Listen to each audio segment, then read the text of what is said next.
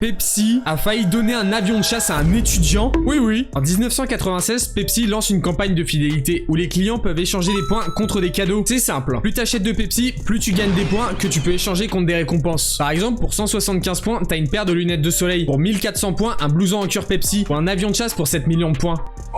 Un véritable avion de chasse. Un putain d'arrière-jet AV8B. T'es sûr c'est une bonne idée de promettre un avion de chasse à des clients? Non mais tranquille, les gens sont pas assez cons pour y croire. Même s'ils le sont, ils auront jamais tous les points. Mais Pepsi a jamais cru que quelqu'un essaierait de le réclamer. C'était censé être une blague. Mais...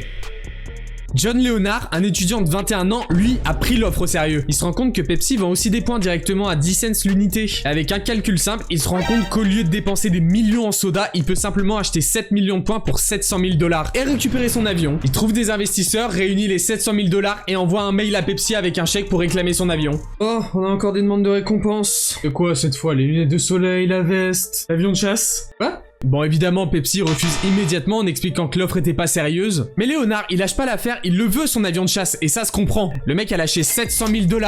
Tu m'étonnes qu'il veut pas abandonner. Il engage des avocats spécialisés en droit des contrats et traîne Pepsi en justice. L'affaire arrive au tribunal fédéral et la justice doit répondre à une question simple. Est-ce que Pepsi doit vraiment offrir un avion de chasse à un étudiant? Léonard affirme que la pub était une offre légale et que donc Pepsi doit respecter sa promesse. De son côté, Pepsi explique que l'avion de chasse était une blague et que personne pouvait croire que c'était une vraie offre. Sauf que le arrière-jet, il est bien listé comme une récompense dans la pub. Y a aucune mention qui explique que c'est une blague. Le procès dure plusieurs mois et en 99, la justice donne raison à Pepsi. Selon la justice, l'offre était pas raisonnablement interprétable. Ça veut dire qu'un consommateur pouvait pas croire sérieusement qu'un avion de chasse était offert. Donc Pepsi avait aucune obligation légale de donner l'avion. Léonard repart sans son jet et sans ses 700 000 $. Parce que oui, en plus, il a pas récupéré l'argent. Il s'est vraiment fait niquer dans tous les sens. Et au final, toi, tu penses que Pepsi aurait dû lui donner l'avion?